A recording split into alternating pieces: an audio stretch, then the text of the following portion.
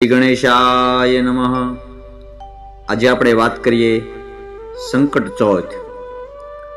દેવી ગિરજાએ સાક્ષાત પરબ્રહ્મ પરમેશ્વરને પુત્ર પ્રાપ્તિ માટે કામના કરી અને 12 વર્ષ સુધી કઠોર તપસ્યા કરી વ્રત અને સાધનાની સાથે ઓમ ગમ ગણપતિના જાપ કર્યા।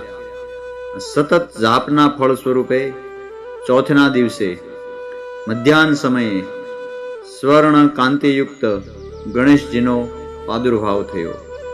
આ કારણે બ્રહ્માએ પણ ચોથને અતિશ્રેષ્ઠ વ્રત બતાવ્યું। જુદા જુદા પુરાણોમાં કહેવામાં આવેલી કથાઓના આધારે વરદ મૂર્તિ ભગવાન શ્રી ગણેશની આરાધનાથી જગતના સર્જક બ્રહ્માજીના શરીરથી ચતુર્ભુજ તથા ચતુર્પાદ યુક્ત સુંદર અને તેજસ્વી ચતુર્થીનો જન્મ થયો, જેનો ડાબો ભાગ કૃષ્ણ અને દક્ષિણ ભાગ શુક્લ હોવાથી બંને પક્ષોની રચના થઈ। ચતુર્થી માતાના શરીરના વિભિન્ન ભાગોથી એકમથી પૂર્ણિમા અને અમાસ વગેરે તિથિઓની ઉત્પત્તિ થઈ। તેથી જ ચતુર્થીને તિથિઓની માતા કહેવામાં આવે છે। ચતુર્થી સહિત સમસ્ત તિથિઓએ ભગવાન ગણપતિની આરાધના કરી। આ કારણે ચતુર્થીને વરદ મૂર્તિને ઘરમાં સ્થાપિત કરી વરદાને મધ્યાહે તથા સંકટ ચોથને રાત્રિએ ગણપતિની ઉપાસના કરવાથી ધર્મ, અર્થ, કામ અને મોક્ષની પ્રાપ્તિ સાથે વરદ મૂર્તિ ભક્તિ પ્રાપ્તિનું વરદાન આપ્યું।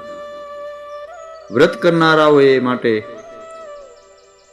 કરનારાઓ માટે વરદ ચોથના મધ્યાહને પહેલા અને સંકટ ચોથના સાંજના સમયે સ્નાન વગેરે પૂર્ણ કર્યા પછી પવિત્ર થઈ શ્રી ગણેશજીની પૂજા કરવાનું સૂચવ્યું છે। પછી વૈદિક અને પૌરાણિક મંત્રોથી પૂજા કરવી જોઈએ। એમાં પુષ્પ, ચોખાથી આહવાન તથા આસન, જળથી પગ ધોવા, જળથી અર્ધ્ય આપવું, શુદ્ધ જળ, પંચામૃત, ગંગાજળ તથા પુનઃ શુદ્ધ જળ તથા ગંગાજળથી સ્નાન કરાવવું જોઈએ।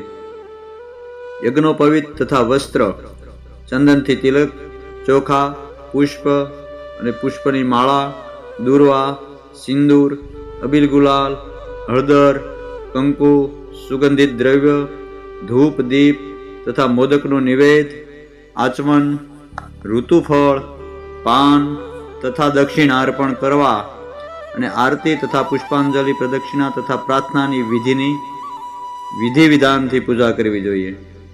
ચોથના રોજ ચંદ્રોદય થાય ત્યારે ભગવાન ચંદ્રને પણ જળ, અર્ધ્ય તથા ધૂપ, દીપ, નિવેદ વગેરેથી પૂજા કરી ચંદ્ર દર્શન કરવા જોઈએ। ઓમ ગમ ગણપતિ નમઃનો મહામંત્રનો જાપ કરવો જોઈએ। આ ચોથના રોજ નિરાહાર વ્રત રાખીને બીજા દિવસે અથવા ચંદ્રોદય પછી પારણા કરવાનું સૂચવ્યું છે। ચોથનું વ્રત તથા ભગવાન શ્રી કૃષ્ણની આરાધનાથી ભક્તિ, ધર્મ, અર્થ, કામ અને મોક્ષ સાથે ધન, સંપત્તિ, વૈભવ અને સંતાન, સ્વાસ્થ્ય તથા દીર્ઘાયુ પ્રાપ્ત થશે। બંધનો અને સંકટોમાંથી પણ મુક્તિ મળે છે। તો આવો છે ચોથનો મહિમા। જય શ્રી ગણેશ।